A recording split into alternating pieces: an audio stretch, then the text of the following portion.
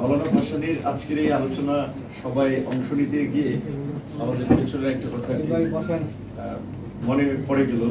বাবলু ভাই ভাসানী অনুসারী পরিষদ ছিল তখন, আমরা দল করি নাই, ছাত্র যুব সংগঠন ছিলাম।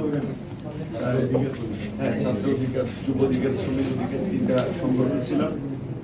সাকি ভাইদের গণসংহতি আন্দোলন আর রাষ্ট্রচিন্তা, 4 সংগঠন অনেকদিন পরে মাওলানা ভাসানীকে জাতীয় রাজনীতির সেন্টারে নিয়ে এসেছিলাম, মানে সেন্টারে, আলোচনার সেন্টারে। কারণ হচ্ছে তাকে তো জাতীয় নেতা হিসেবে সবাই মনে করে, পাঠ্য পুস্তক ইতিহাসেও তার সে কথা আছে, কিন্তু ওইভাবে স্মরণ করে না জাঁকজমকপূর্ণ ভাবে। বলছিল মাওলানা ভাসানীর প্রতীক এক দল নেতা, অন্য দল, অনেক দলে আছে, কিন্তু ভাসানীকে ওইভাবে স্মরণ করে না। বাংলাদেশের ওই ফেসিবাদী শাসনের ওই সময় আমরা মাওলানা ভাসানীর রাজনীতির প্রাসঙ্গিকতা খুঁজে পেয়েই কিন্তু আমরা 4 সংগঠন মিলে শহীদ মিনার প্রোগ্রাম করেছিলাম। এবং কথাটা হচ্ছে এইখানে তখন 71 টিভি একটা টক শো করেছিল, মানে এটা জানেন যে বিশেষ করে আমি 71 টিভির স্পেসিফিক ভাবে নাম মেনশন করছি এই কারণে যে তাদের কাজই ছিল বিভিন্ন ঘটনাকে টুইস্ট করা, বিভ্রান্তি ছড়ানো। তখন যারা আলোচনা করছিলেন মিথিলা ফারজানা সহ, তারা তখন আলোচনাটাকে এইভাবে তুলে ধরছিলেন যে হঠাৎ করে মাওলানা ভাসানীকে কেন আলোচনার কেন্দ্রবিন্দুতে আনা হলো, এবং সেটি কেন এই 4 সংগঠন, এবং এটা প্রো বিএনপি পন্থী 4 সংগঠন। তো আমাদেরকে এইভাবে মাওলানা ভাসানী আলোচনা সবার কারণেও নানান ভাবে ট্যাগ খেতে হয়েছে এবং বলা চলে একটা অপবাদ নিতে হয়েছে। তারপরে 2021 সালে আবার আমরা গণ অধিকার পরিষদ দল ঘোষণার পরে মাওলানা ভাসানীর মাজারে ফুল দিতে গিয়ে আমরা তখন বলেছিলাম যে আমরা আজকে ফুল দিতে গিয়ে মানে দিতে এসে রক্ত দিয়ে গেলাম, কিন্তু এই রক্ত বৃথা যাবে না। তো আমরা সেদিন রক্তই দিয়ে এসেছিলাম। আগামীকালকে তার এই ঐতিহাসিক, তার এই গুরুত্বপূর্ণ দিবস, এই প্রয়াণ দিবস, যেটা আমাদেরকে নতুন করে অনুপ্রাণিত করে, সেখানে অনেকে যাবে। তো আজকের এই আলোচনা সভায় এবং মাওলানা ভাসানীর সাথে সমকালীন রাজনীতির বিষয়টি আজকের আলোচনার বিষয়বস্তু, যে মাওলানা ভাসানী ও গণ অভ্যুত্থানের রাজনীতি এবং বাংলাদেশের বর্তমান গণতান্ত্রিক উত্তরণের পথ। কায়ুম ভাই অনেক একটা ডিটেইল আলোচনা করেছেন, কাজে আমি সংক্ষিপ্তভাবে যে দুটো কথা বলতে চাই, যে মাওলানা ভাসানীকে আমরা মনে করি যে তার রাজনীতি বাংলাদেশকে একটা সঠিক দিকে নিয়ে যেতে পারে, যে কারণেই তার দল না হয়েও কিন্তু আমরা তার আদর্শকে ধারণ করি, তার কর্মকাণ্ডকে আমরা ধারণ করি, গণসংহতি আন্দোলন ধারণ করি, যে কারণে আমরা আজকের এই আলোচনার কাছাকাছি আসতে পেরেছি।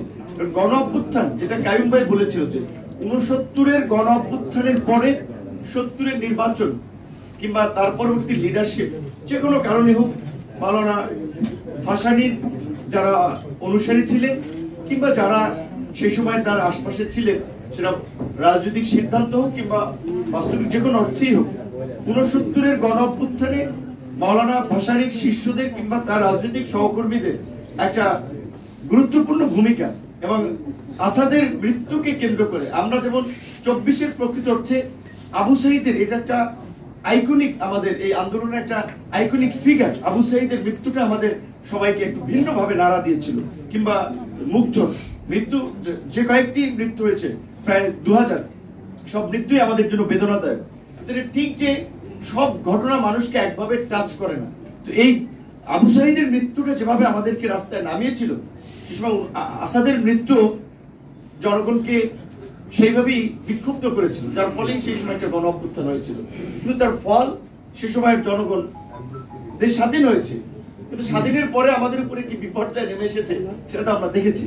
এই 24-এর গণ অভ্যুত্থান, কায়ুম ভাই যেটা বলেছে, কায়ুম ভাইয়ের সাথে আমি একমত যে এই 24-এর গণ অভ্যুত্থানের পরেও আমরা গণ অভ্যুত্থানের রাজনীতিটা বা গণ অভ্যুত্থানের ম্যান্ডেট আমাদেরকে আসলে এই রাজনীতি পরিবর্তনের জন্য, এই রাষ্ট্র ব্যবস্থার পরিবর্তনের যে একটা ম্যান্ডেট দিয়েছিল, সেটা আমরা ওই অর্থে কাজে লাগাতে পারছি না। এখন ক্ষমতায় যাওয়া নিয়ে কিংবা এমপি মন্ত্রী হওয়া নিয়ে একটা ব্যাপক ধরনের প্রতিযোগিতা এবং দ্বন্দ্ব চলছে। এবং আমরা যারা বলা চলে অত্যন্ত একটা প্রতিকূল সময়ে যারা একটা পরিবর্তনের নতুন রাজনীতির কথা বলে লড়াইটা শুরু করেছিলাম, আমরা নানান কারণে আমরাও কোণঠাসা হয়ে গেছি অভ্যুত্থানের পরে বলতে গেলে। কারণ ধরেন এখন সাকিব ভাইয়ের সংগঠন টেলিভিশন টক শোতে রাখবে, জুনায়েদ সাকিকেই লাগবে, সে যদি বলে যে ভাই আমাদের সেক্রেটারি কিংবা আমাদের একজন প্রতিনিধি জায়গা আমি একটু ব্যস্ত আছি, সেটা অ্যাকসেপ্ট করবে না। 40 নাম্বার নেতা অন্য দল করেছে, সে এখন সে বিভিন্ন দলের নেতা, ওই দল থেকে লিস্ট দিলে তাকে জাতীয় নেতা বানিয়ে দিচ্ছে। এখন তাহলে আমরা বলেছিল অভ্যুত্থানের পরে কিন্তু বৈষম্যের বিরুদ্ধে আন্দোলন করে আসলে আমরা নানানভাবে বৈষম্যের শিকার হচ্ছে এখন, যে আমরা যে পরিবর্তনটা করতে চাই সেটা আমাদের যে জোরালো ভয়েসটা দরকার আমরা এখন পাচ্ছি না নানান কারণে। কারণ এই শেখ হাসিনার ফাঁসিবাদের সময় এখানে আমাদের এই ছাত্র আন্দোলন থেকে সৈকত ভাই সহ ছাত্র নেতাদের, যেহেতু আমি ছাত্র রাজনীতি উঠে চিনি, তারা সব গুটি কয়েক মানুষ সে সময় ওই টিএসসি তে রাজু বসকে একেবারেই গোনা যেত, এই 15-20 জন, 20-25 জন, 35-40 জন, এরকম কিছু মানুষ আমরা লড়াই করেছিলাম। এই যে 4টা বিশ্ববিদ্যালয়ের ছাত্র সংসদ নির্বাচন হয়েছে, পরিস্থিতি দেখেছেন। তো আমাদের এই যে ছাত্ররা যাদেরকে নিয়ে কাইম ভাই শুধু অভ্যুত্থানের মানে ছাত্রদের কথা একটু বলার চেষ্টা করেছেন, যে তাদের প্রতি যে এক্সপেকটেশন ছিল, তাদের কাছে মানুষ যেটা আশা করেছিল, নানান কারণে তারা সেটা দিতে পারে নাই। কিন্তু আমাদের যে শিক্ষিত সচেতন তরুণ প্রজন্ম এই ছাত্র সংসদ নির্বাচনগুলোতে তারা যে ম্যান্ডেট দেখিয়েছে বা যেই সমর্থন করেছে, সেটাই দ্বারা আসলে আমরা কি দেখতে পাচ্ছি। সেই জায়গা থেকে আমি মনে করি যে আমাদের জনগোষ্ঠীরও সচেতন হওয়া দরকার, যে আমরা কোন পথে গেলে মুক্তি এবং আমরা কোনটাকে অ্যাকসেপ্ট করব, কোনটাকে রিজেক্ট করব। তো আজকের এই গণতান্ত্রিক উত্তরণের ক্ষেত্রে বাংলাদেশের আমি মনে করি যে এখন নির্বাচনটা খুব জরুরি। নির্বাচন নিয়ে অনেক ধরনের অস্থিরতা দেশের মধ্যেও তৈরি হচ্ছে, নির্বাচন যেন না হয়। এই সরকার যদি সত্যিকার অর্থে, আমি ব্যক্তিগতভাবে বলেছিলাম প্রকাশ্যে যে এই সরকারকে 2 বছরের জাতীয় সরকার রূপান্তর করা হোক, শুরুর দিকে বলেছিলাম। তো সরকারও শুনে নেই। তো আর সরকারের এই 15 মাসের মাথায় যে পরিস্থিতি তারা তৈরি করেছে, দেখেন এখন সবচেয়ে সরকারের পীড়িতের লোক যারা, যাদেরকে বলা চলে ওই মমতাজের গানের মধ্যে যে কই মাছ ভাইজা বন্ধুরে খাওয়াইছিলাম কত, তো যাদেরকে আমলাতন্ত্রের ভাগ বাটোয়ারা থেকে শুরু করে সরকারের সমস্ত কর্মকাণ্ডের অংশীদারিত্ব দিল, বিএনপি বলেন, জামাত বলেন, এনসিপি বলেন, এই 3 দলই কিন্তু এখন সরকার নিরপেক্ষতা নিয়ে প্রশ্ন তুলছে। জামাতের সিনিয়র লিডার তো পরিষ্কারভাবে 3 জন উপদেষ্টার নাম মেনশন করে বলছে, বিএনপির পক্ষ থেকে বলা আছে, এনসিপির পক্ষ থেকে বলা আছে।